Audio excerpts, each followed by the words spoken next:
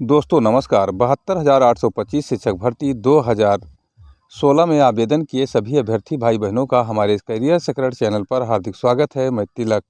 आज का वीडियो आपके लिए बहुत महत्वपूर्ण है, ब्रेकिंग अपडेट है। 72,825 शिक्षक भर्ती 2016 की जो सब कैटेगरी 12,091 है, योग्य अभ्यर्थियों की नियुक्ति के लिए सुप्रीम कोर्ट द्वारा आदेश दिया गया था। उसका जो ब्रेकिंग अपडेट है वो यह है कि सुप्रीम कोर्ट के डायरेक्शन पर हाई कोर्ट इलाहाबाद में जो केस 12,091 का चल रहा है, उसमें कोर्ट केस खराब करने की साजिश रची जा रही है। 12,091 से इतर पड़ रही हैं याचिकाएं, एक रिजवाइंडर पर सहमति नहीं बन पा रही है। सारा डिटेल हम इस वीडियो में आपको बताएंगे। जिन भाई बहनों ने हमारे चैनल को अभी तक सब्सक्राइब नहीं किया है वो सब्सक्राइब कर दें तथा वीडियो में अंत तक बने रहिए। हम आपको बता दें कि जैसा कि 2 जनवरी को 12,091 का केस लगा था और सरकार ने काउंटर एफिडेविट दाखिल कर दिया। रिजवाइंडर के लिए जज शमशेरी ने याचिका पक्ष को 1 सप्ताह का समय दिया तथा 9 जनवरी को सांय 3:30 पर फाइनल बहस के लिए डेट फिक्स कर दिया। ऐसी स्थिति में रिजवाइंडर बनाना बहुत ज़रूरी है। हम आपको बता दें कि एक रिजवाइंडर जो कॉमन रिजवाइंडर हो उस पर सहमति नहीं बन रही है। जितने भी ग्रुप हैं अलग अलग रिजवाइंडर तैयार कराने के साजिश में लगे हुए हैं।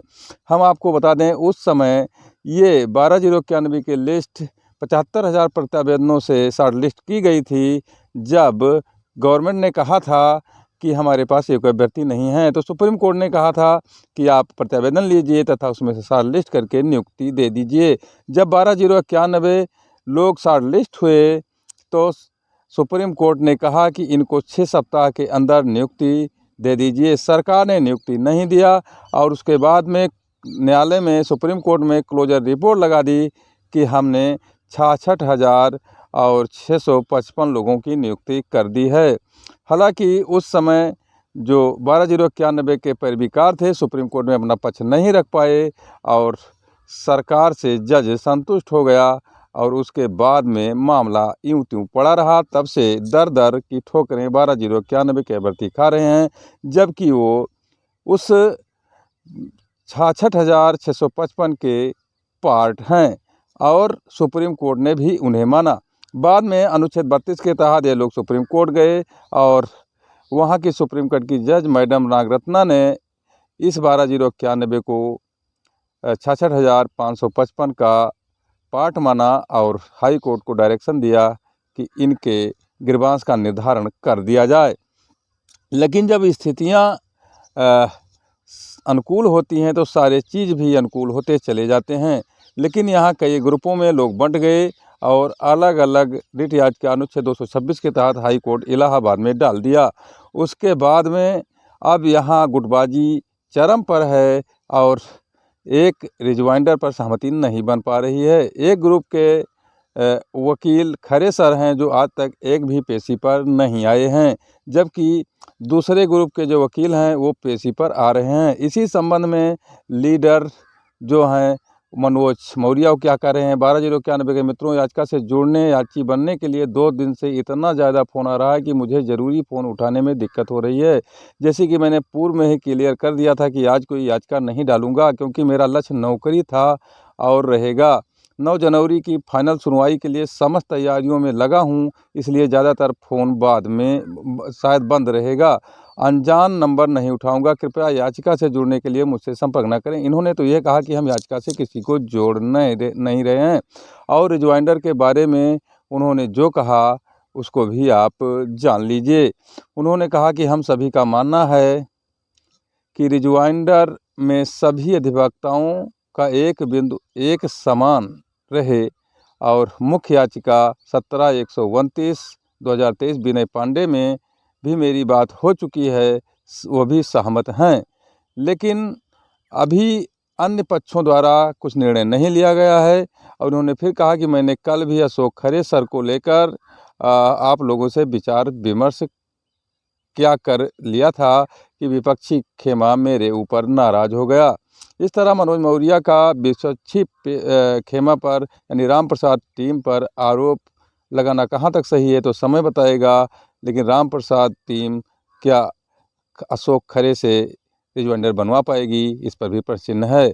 फिर हम आपको बता दें कि एक अन्य मामला आता है हाईकोर्ट में 12,091 मामला 72,825 से संबंधित है। साथियों, जो मेरे साथी अभी तक इस केस में जुड़ नहीं पाए हैं वो तत्काल अपनी डिटेल अवश्य भेज दें, अंतिम मौका है उनके लिए, क्योंकि जैसा हमने अगली डेट 9 जनवरी को रखा हुआ है। आपके पास समय बहुत ही कम है और वो लोग आज या कल में अवश्य अपनी डिटेल इस नंबर पर भेज दें। बाकी जिन्होंने अपनी डिटेल व कोर्ट फीस दे दी है उन सब की याचिकाएँ पड़ चुकी हैं। हमारी तरफ से 2 याचिकाएँ पड़ी हैं, जिसका रेट नंबर आज शाम को ही आपको उपलब्ध करा दिया जाएगा।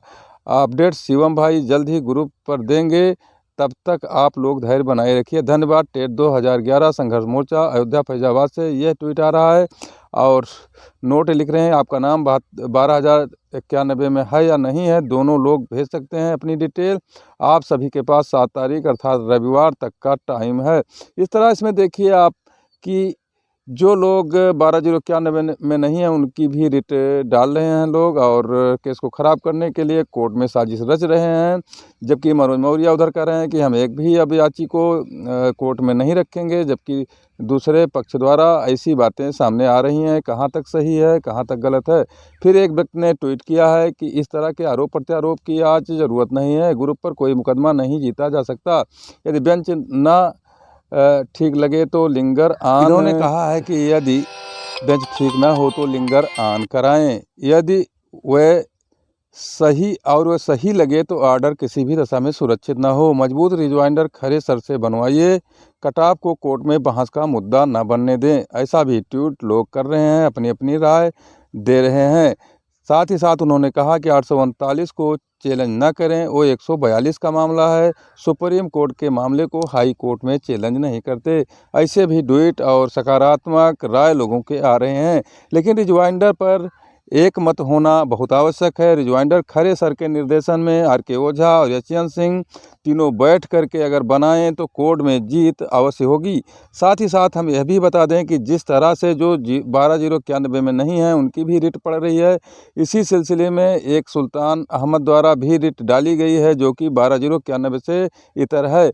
तो इतर रिटें अगर पड़ती रहेंगी तो कोर्ट में दिक्कतें आएंगी तथा कंट्रोवर्सी पैदा होगी और कोर्ट में केस खारिज कराने के लिए सरकार तो ऐसे लगी हुई है। अगर सरकार को इस तरह की रिटें दिखाई पड़ी तो निस्संदेह आग में घी डालने जैसा होगा और सरकार का पक्ष मजबूत होता रहेगा।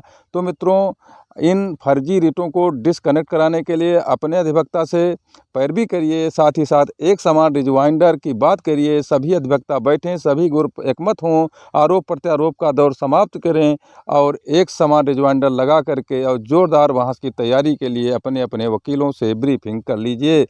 नहीं तो यह जो अंतिम अवसर ज़िंदगी में आया है, आपको इस वर्ष प्राइमरी स्कूल में होना चाहिए और अगर आप लोग एकमत नहीं होते हैं और बहुमत की बात होती है तो निस्संदेह नुकसान की संभावनाएं बनी रहेंगी। जहाँ सुमत तहाँ संपत नाना, जहाँ कुमत तहाँ विपद निधाना, इस तरह से रामचरितमानस में भी कहा गया है। तो मित्रों, एकमत होइए। धन्यवाद।